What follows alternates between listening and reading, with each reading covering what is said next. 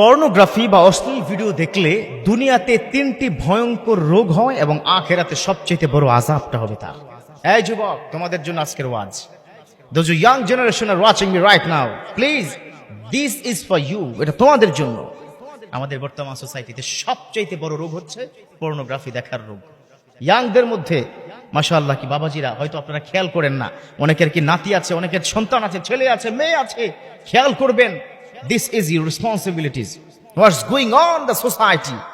বর্তমান সমাজে কি হচ্ছে আমাদের খেয়াল করতে হবে। কোনো না কোনো ভাবে সারা বিশ্বের ইয়াংরা এখন পর্নোগ্রাফিতে আসক্ত।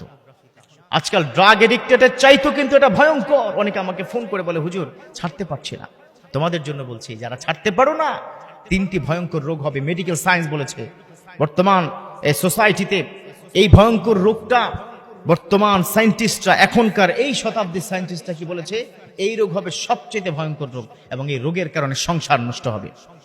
আপনি কি জানেন এই ঢাকার শহরে প্রতিদিন 47টি তালাক হয়, তার মধ্যে প্রায় 30টি মানে 23 থেকে 24টি কি তালাক হয় একটা বড়কে রোগ, যারা এই পর্নোগ্রাফিকে দেখার কারণে যারা এই রোগটা হয়ে গেছে, অর্থাৎ যৌন প্রবলেম মারাত্মক লেভেল হয়ে গেছে বর্তমান সোসাইটিতে।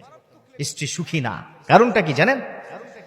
একমাত্র কারণ হচ্ছে ওই যুবকটা তার ইয়াং বয়সে সব শেষ করে দিয়েছে।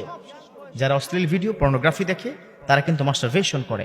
কথাটা কিন্তু সত্য। আপনি বলবেন, হুজুর মিম্বরে বসে এই কথা 100%। আল্লাহ রাসূল মিম্বরে বসে সব কথা কি বলেছেন, সাহাবাদের সকল প্রবলেম সলভ করেছে। এখন this is the right time to say about this matter. এখন হচ্ছে সঠিক সময় এই কথাগুলো কি বলার। হ্যাঁ যুবক, তোমাদের জন্য বলছি, আমার এই কথাটা যদি তোমার পছন্দ হয়, যদি মনে করো যে না হুজুর অসাধারণ বলেছেন, obviously I will try to give up that, আমি চেষ্টা করব এটা ছেড়ে দেওয়ার জন্য, তাহলে আমার এই কথাটা ছড়িয়ে দাও, শেয়ার করে দাও সব জায়গায়, তোমার সব হবে। বর্তমান সোসাইটিতে ডেঞ্জারাস হচ্ছে, দিন দিন যাচ্ছে, ডে বাই ডে এটা কিন্তু গ্রোয়িং আপ, উপরের দিকে যাচ্ছে, ভয়ঙ্কর হচ্ছে। তাহলে 1 নম্বর প্রবলেম কি দুনিয়াতে তার যৌন প্রবলেম হবে, যার কারণে সংসার ভেঙে যায়। 2 নম্বর প্রবলেম যেটা হয় সেটা হচ্ছে এখনকার যুগে এই পর্নোগ্রাফি দেখতে দেখতে শরীরের মধ্য থেকে এক ধরনের লুব্রিকেন্ট বা তরল পদার্থ বের হয়ে যায়। মেডিকেল সায়েন্স বলেছে কোন যুবক যদি রেগুলার পর্নোগ্রাফি দেখে, তাহলে তার বডির ভিতর থেকে এই তরল পদার্থটা বের হতে হতে একটা লেভেলে সে বাবা হওয়ার অযোগ্যতা হবে, মানে অযোগ্য হয়ে যাবে, বাবাই হতে পারবে না। কি কারণে জানেন?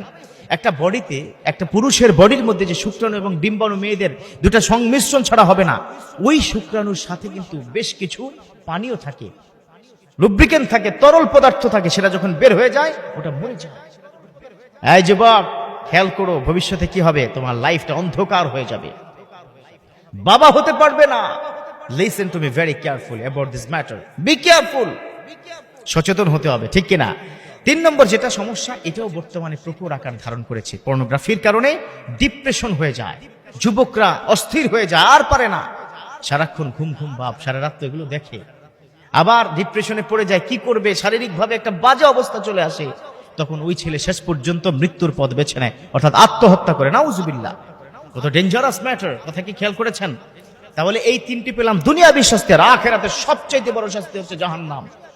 একটা যুবক যদি একবার অশ্লীল ভিডিও দেখার পর যদি তওবা না করে, আর তওবা না করে যে শুধু মারা যায়, he has to go to the hell fire, তাকে জাহান্নামে যেতে হবে। অতএব যুবক ফিরে আসো, come to the Islam, come to the Islam, ইসলামে আসো। তুমি পর্নোগ্রাফি দেখো, কোটিবার দেখো, যদি তোমার কাছে মনে হয় আল্লাহ তোমাকে দেখছে না, but almighty is watching you in every single moment. অতএব যুবক, তোমাদের কাছে বিনীত অনুরোধ জানাচ্ছি, প্লিজ প্লিজ পর্নোগ্রাফি থেকে ফিরে আসো, জীবনটা সুন্দর হয়ে যাবে, এই দুনিয়াও সুন্দর হবে, hereafter that will be better for you, you will be happy ইনশাআল্লাহ। আল্লাহ পাক আমাদের প্রত্যেক যুবককে, যুবতীকে বুঝার ও মানার তৌফিক দান করুন।